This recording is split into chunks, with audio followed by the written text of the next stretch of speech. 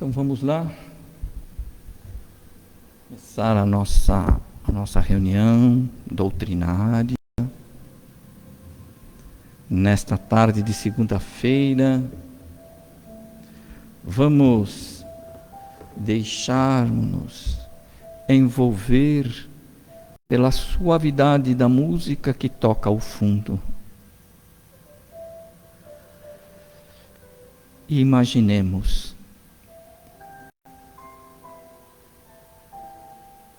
que um grupo de espíritos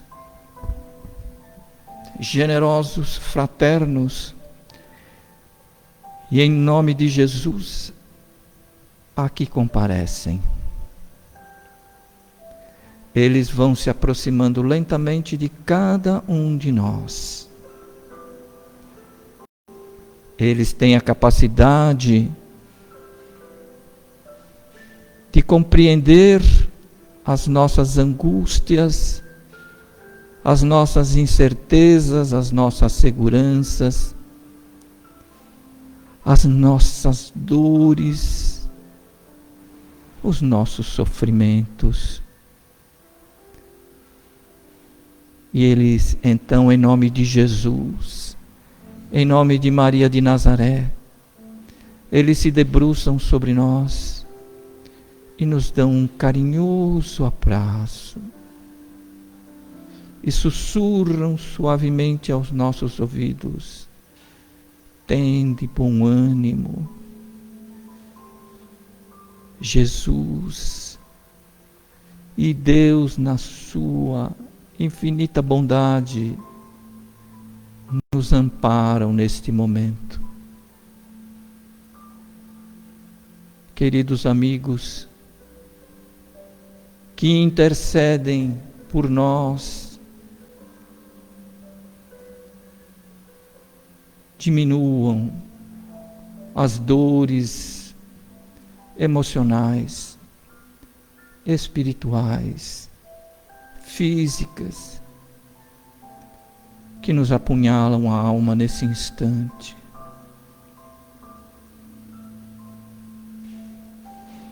Que a misericórdia de Deus nosso Pai possa nos envolver, nos abençoando. Jesus, aqui estamos de braços estendidos, com as mãos espalmadas, a vos pedir o óbolo da vossa misericórdia. Reconhecemos, Senhor, por intermédio da gratidão, os benefícios que o vosso amor nos oferece nesse instante, que nos surgem na forma do conhecimento, da interpretação do vosso Evangelho. Abençoa-nos, Senhor, que as lições da tarde de hoje possam tocar os nossos corações, ajudando-nos a seguir nesta caminhada. Abençoa, Jesus, os generosos e fraternos espíritos que em vosso nome, em nome do vosso amor, aqui se encontram, nos amparando, nos assistindo, nos inspirando, nos socorrendo e principalmente, Senhor Jesus, em vosso nome, estendendo as luzes da vossa proteção em torno de todos nós. Muito obrigado, Senhor Jesus, que assim seja. Hoje nós vamos compartilhar entre nós o capítulo 70, que tem o título, né? Guardemos o ensino. E o Emmanuel vai tirar esse trecho, vai pegar um trecho do Evangelho e sobre ele vai fazer as suas reflexões. E ele pegou um trecho de Lucas, onde Jesus diz assim para os seus discípulos: ouçam atentamente o que eu vou lhes dizer. Olha, Jesus então chamou a atenção dele dizendo, como é que as professoras costumam fazer na classe? Silêncio, que agora eu vou, né? Então é mais ou menos isso que Jesus estava dizendo para ele. Preste atenção, vocês me escutam, mas não me ouvem. Estou ouvindo a minha mãe falar isso. Eu vou destacar somente alguns trechos bem rapidinho, sobre os quais eu vou então fazer a nossa consideração evangélica. Então ele diz assim, o Emmanuel está dizendo, muitos escutam os ensinamentos do Cristo, entretanto, muito poucos são os que colocam a lição nos ouvidos, ou seja, escutam, mas não ouvem. Então, muito poucos escutam a lição, mas não ouvem. Nós vamos ver agora o que significa isso para ele. Os grupos de adeptos do cristianismo estão repletos de aprendizes que não sabem atender a esse apelo. Nós só escutamos e não ouvimos, distraídos que estamos com alguma coisa. Comparecem, não é participam, o verbo que ele usa é comparecem, quer dizer, estão presentes às atividades espirituais, sejam elas missas, sejam elas cultos, sejam elas palestras, não importa. Comparecem às atividades espirituais, sintonizando a mente com todas as inquietações inferiores, menos com o Espírito do Cristo. Dobram joelhos, repetem fórmulas decoradas, concentram-se em si mesmos, porém, no fundo, estão distantes. Só está presente o hardware, o software, que é o nosso amor, o nosso coração está afastado. A maioria não pretende, é muito forte, a maioria não pretende ouvir o Senhor, mas sim falar a Jesus, como se Jesus fosse um simples serviçal, subordinado aos caprichos de cada um. São alunos que procuram perturbar, inverter a ordem escolar. Desprezam ou então não têm interesse pelos ensinamentos. E exatamente em função disso, qual é a atitude? Fazem imposições a Jesus. E como se fossem loucos, buscam agir em nome do Cristo. E os resultados dessa ação não demoram a aparecer. O fracasso, a desilusão e a dor vão chegando devagarinho. Mas essa dor acaba por despertar a alma adormecida para as realidades eternas. Não poucos se revoltam, desencantados. Não se queixem, contudo, senão de si mesmos. Teria Jesus, ele encerra, transmitido alguma lição ao acaso? Claro que não. Muito bem. Esse foi o conteúdo, uma parte do conteúdo. O capítulo é muito mais completo, eu só tirei alguma parte que vai nos ajudar, então, no desenvolvimento. O nosso pensamento, eu vou, então, buscar no Evangelho de Jesus a moldura evangélica para a tarde de hoje. E eu faço um convite a vocês. Vamos voltar bastante no tempo. Vamos imaginar que hoje é um domingo de primavera.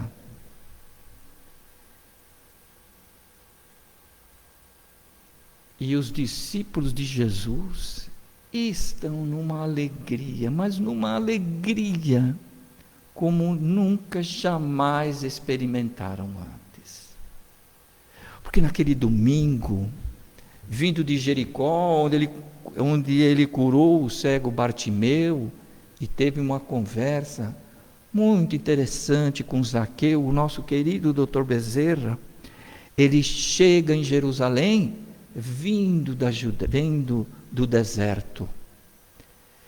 Desce o Monte das Oliveiras, passa pelo Portão Dourado e toda a população de Jerusalém aguarda por ele e o recebe, colocando flores no seu caminho. Exatamente como diziam as profecias, que o Messias viria do deserto, e ele veio. Desceria o Monte das Oliveiras, e ele desceu. Entraria pela Porta Dourada, e ele entrou.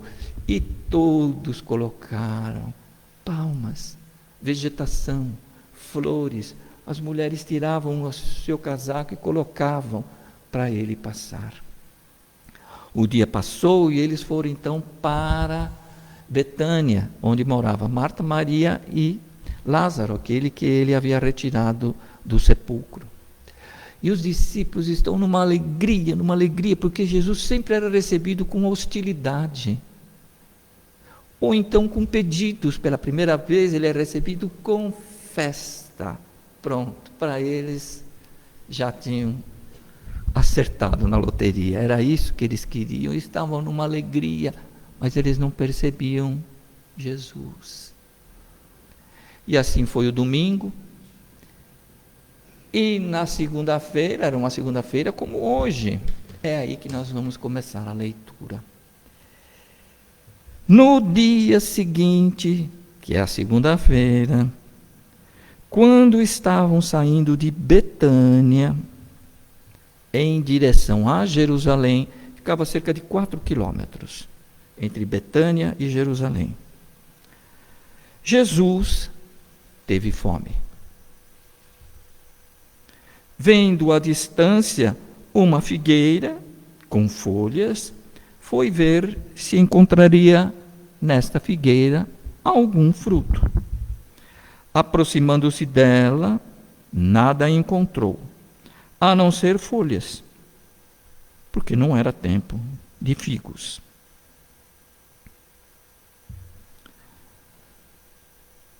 Então Jesus disse: que ninguém mais coma de ti fruto algum. E assim foi a segunda. À noite eles voltaram para Betânia, e na terça pela manhã eles voltam para Jerusalém, vindo de Betânia.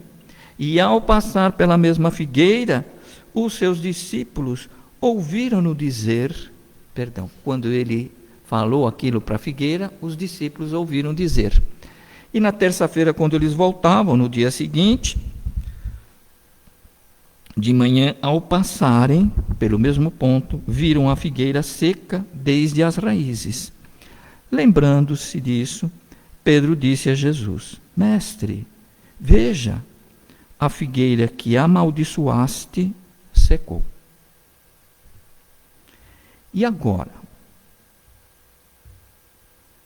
Vamos à parte técnica. Isso é um fato ou é uma parábola? É um fato, é uma parábola. Muitos acham que é um fato, porque mostra como Jesus era enérgico. Mas o Espiritismo não pensa assim. Rapidamente, algumas evidências. Não é porque eu falei, mas algumas evidências. Marta, ela era conhecida pelo seu acolhimento aos visitantes. Nossa, ela era conhecida por isso. No Evangelho, ela é mencionada várias vezes, essa dedicação que ela tinha para acolher os visitantes. Vocês acham, em sã consciência, que essa mulher ia deixar Jesus sair de manhã cedo, sem dar nada para ele comer? Mas se ele falasse, estou com pressa, ela ia falar, está aqui uma marmitinha, leva para comer no caminho. Jamais ela deixaria Jesus ir embora sem comer. Jesus planejou tudo. Por 1000 anos, dizem alguns autores espirituais, que ele planejou o seu retorno. ao mundo físico. Vocês acham que eles iam sair correndo de manhã sem comer nada? De jeito nenhum. Quando olhamos para isso, e vamos buscar lá no Evangelho, segundo o Espiritismo, no capítulo 19, os bons espíritos deixam claro para nós. Isso se trata de uma parábola. Pai, perdoa-os, porque eles não sabem o que fazem.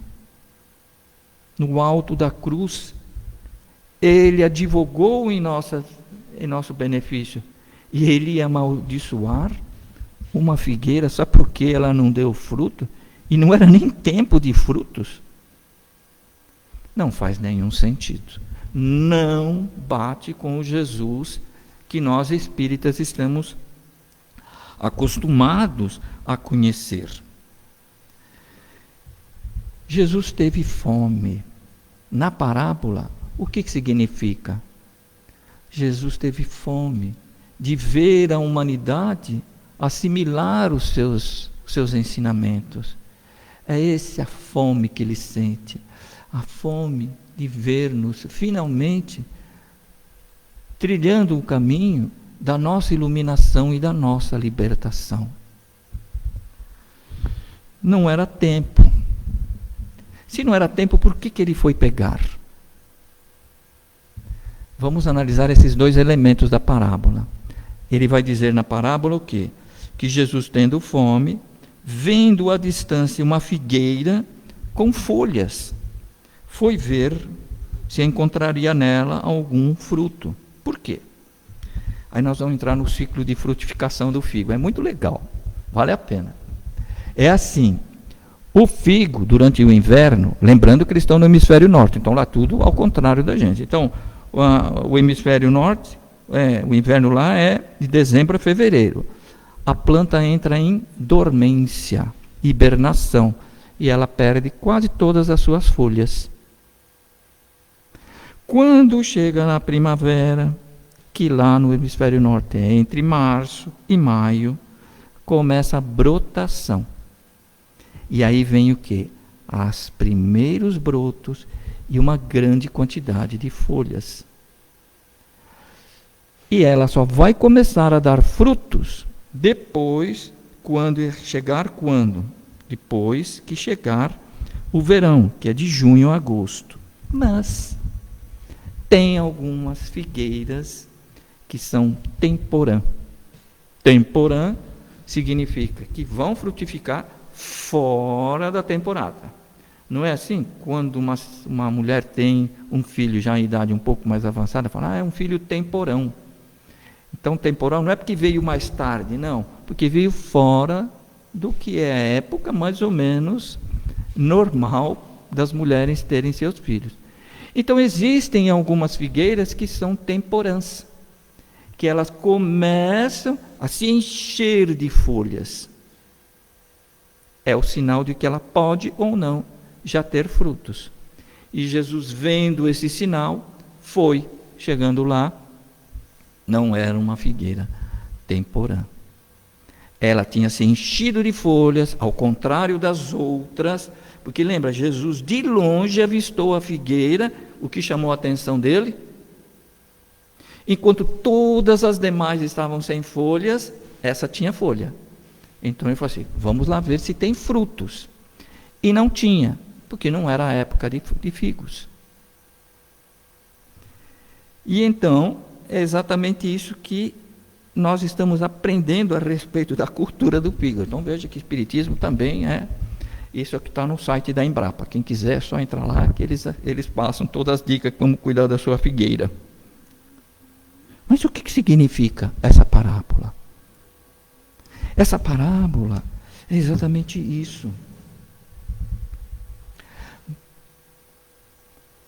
Israel, na época, era uma figueira temporã.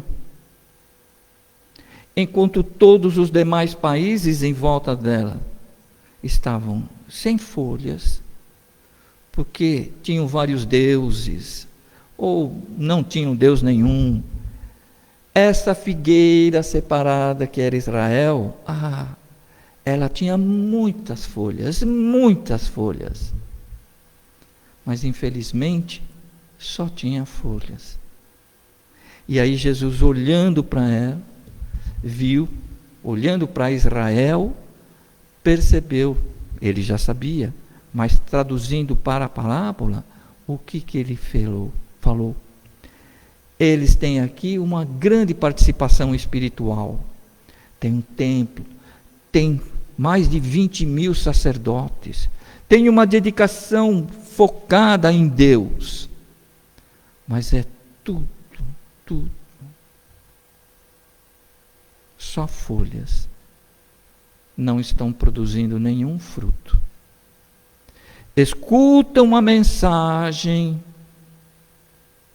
mas não ouvem. Isso era a parábola. E quando Jesus falou que ninguém mais coma de ti fruto algum, daquele dia nunca mais houve profeta em Israel. Porque não era castigo, não existe castigo, mas eles não estavam fazendo ressonância, justiça, a todo o esforço que a espiritualidade superior trazia na forma de conhecimento. Eles simplesmente não queriam saber. Jesus veio lhe trazer um conhecimento. E eles desprezaram o conhecimento, preferindo ficar só com a folhagem.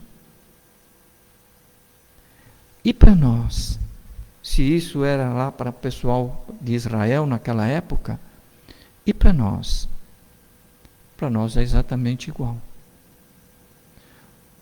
Como disse o Emmanuel, muitos são alunos que subvertem, que tumultuam, que inverte o processo de aprendizado. Tem muito conhecimento, mas muito pouca prática. Não se importam em colocar em prática. Consideram Jesus, como diz Emmanuel, consideram-no o quê? Um simples serviçal. Nós somos a figueira. Somos a figueira temporã dos dias atuais. Os bons espíritos se reuniram em nome de Jesus, em nome do Espírito de verdade, e vieram nos trazer novos conhecimentos. Novos conhecimentos no sentido da interpretação dos ensinamentos de Jesus.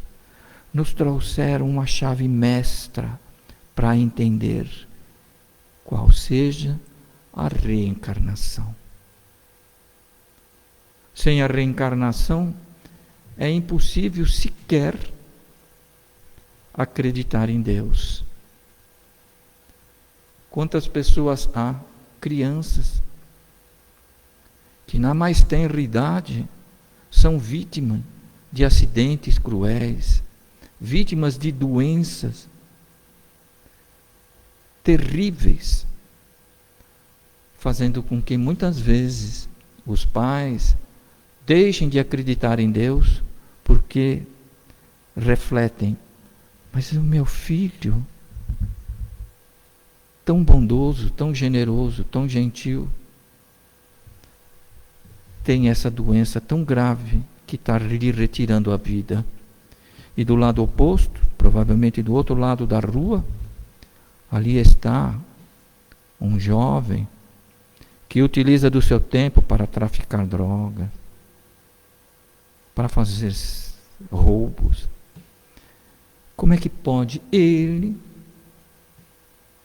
estar vivo e o meu filho nessa situação? E nós passamos então a duvidar de Deus. Porque não vemos lógica naquilo. Nós não vemos lógica. Porque nós estamos observando e estamos vendo, não tem ninguém nos contando. Nós observamos quase todos os dias o sol nascer, lá no Oriente e se colocar aqui. Nasce no leste e se põe no oeste, todos os dias. Observamos e podemos dizer: a Terra está parada e o Sol gira em torno dela. Essa é a nossa observação. E não há quem tire isso de nós, porque ele é um fato, ele é observado. Para nós entendermos realmente o que está acontecendo, nós precisamos fazer o quê? Mudar de posição. E se nós deixarmos essa posição e ficarmos do lado de fora do planeta, nós vamos entender, não, é que a Terra gira, o Sol está parado, então dá essa impressão. A chave da reencarnação vem tocar os nossos corações e dizendo, sim, sofremos. Trazemos as mãos feridas, mas feridas por colhermos com as mãos desnudas os espinhos que nós plantamos. Por isso que as nossas mãos sangram. Por isso que sentimos dores. Pessoas que diante do espinhal que plantaram, vão adotar a postura de que não são culpados. Foi o vento que trouxe. Foi o meu vizinho que colocou a semente do espinho aqui na minha casa. E seguem responsabilizando os outros, sem caírem em si, para perceberem que aquele espinho foram por eles plantados. Mas existe o lado oposto. Existe aquele que faz o quê? Mergulha no espinhal, rola no espinhal. Quero sentir as dores, mas tanto quanto o outro é inútil. Não vai mudar nada. Nosso coração, os nossos sentimentos, é a terra fértil que nós temos que plantar. Para cá viemos para plantar flores, mas equivocadamente plantamos espinhos. Deitar no espinhal plantado por nós, fazer de conta que não fomos nós que plantamos, não resolve. A nossa tarefa, então, será retirar todos os espinhos que nós voluntariamente plantamos, substituindo pelas flores. Nesse processo de retirar os espinhos que nós plantamos para replantar flores, é possível que nós façamos feridas em nossas mãos, mas não intencionalmente. Foi por força da necessidade de replantar agora flores. Nós somos a figueira. Temos a chave, temos o conhecimento, tudo nos foi ofertado como nunca antes tivemos a oportunidade de presenciar isso. Entendemos que Deus é onipotente, pode tudo. Deus, percebam, nas dores nossas. Eu defrontei isso quando estava perdendo a visão. Aí me veio o seguinte pensamento: Deus é onipotente. Deus pode tudo? Pode. Deus pode curar a minha limitação visual? Claro que pode. É uma questão de poder, ser capaz. Pode. Então por que Ele não cura? Porque Deus, além de onipotente, Ele é onisciente. Ele sabe tudo. E Ele sabe porque colher esses espinhos é que me ajudarão a, no futuro, não plantá-los novamente. Porque se ele tirar os espinhos que eu plantei, na próxima eu vou plantar de novo. Aí está o grande amor de Deus por todos nós. Que seja feita a vossa vontade, assim na terra como no céu. Mas quando Ele faz a vontade dEle, nós sofremos. Porque Ele sabe muito bem qual é a melhor alternativa para nós. Nós somos a figueira que estamos exibindo uma folhagem muito bela, muito rica, mas que já é tempo de nós fazermos com que os ensinamentos frutifiquem em nossa vida, para que possamos então nutrir a fome de Jesus. É como se Ele olhasse para nós, como se nós fôssemos aquela figueira, e Ele nos olha nos olhos e diz: tenho fome. Tenho fome dos frutos de amor que nós podemos dar a Ele, em nosso próprio benefício.